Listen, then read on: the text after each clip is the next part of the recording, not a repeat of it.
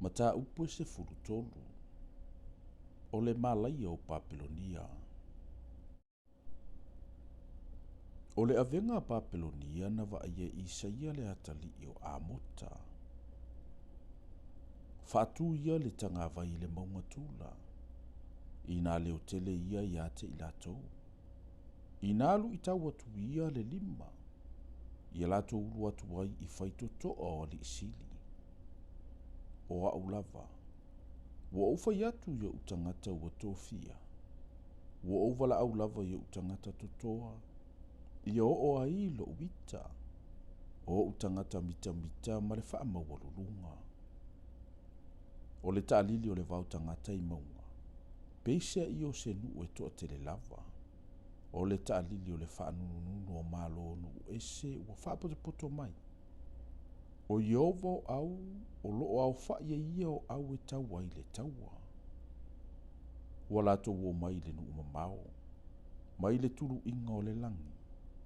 O Iova ma upenga o luna toa sa. Ina ia faa umatia le nuu umalava. Ina uio ia. Awawa lata le aso Iova. E o mai pe o se mala ia mai le e ona le malosi umalava. O le mele e vai ai 5 uma. E faa vai ai fo i loto tangata uma. O na lato watu vale ai lea. E maua i lato i le puapua ngā ma le fati ngā. Lato te o ono faa peio le fafine a whanau. Lato te whewaa ai i le tasi ma le whememe ai. O lato mata, o mata a fimomo ia. Whauta, o loo saule aso Iova. E o ngongo i le toa tamai ma le toa satele. E whaia i le nu uma whaatafunanga. Na te whaumatia fo i tangata ngasala o iai. A wao fetu o le langi ma ono whaaputuputu ngā fetu. E le whepulafi mai i lantou. E whaapouli uringia le la i lo nā lua e. O le masina fo i e le susulu mai i lo na malamalama. O te whaasala ina le lalolangi ona o lato wami o le anga. O tangata ulawa vale fo i ona o lato wangasala. O te whaumatia fo i le whaasausilio o e whaamaualulunga. O te lafotu ina i lalo le whaasia o e whaasawa. O te whaato o itiitia tangata e sili le auro lelei. O tangata lava e sili ona to o iti le auro o feira. O le mea lea o te whaanga te teinai le langi. E lulu e se ina fo i le lalolangi i le mea o iai. I le to tama i o Iova o au. Ma le aso lo na to sa tele. E peio le sevi ua tulia. E peio le lafu mamo e fo i le aise na te whaaputopoto ina. La tau te taitasi ma li liu atu i lo na lava nuu. La tau te taitasi fo i masola i lo na lava lau ele. O i lato uma e maua. E tutu i ante i lantou. Antoa ma i lantou uma e puea. E oti i latou i le pelu.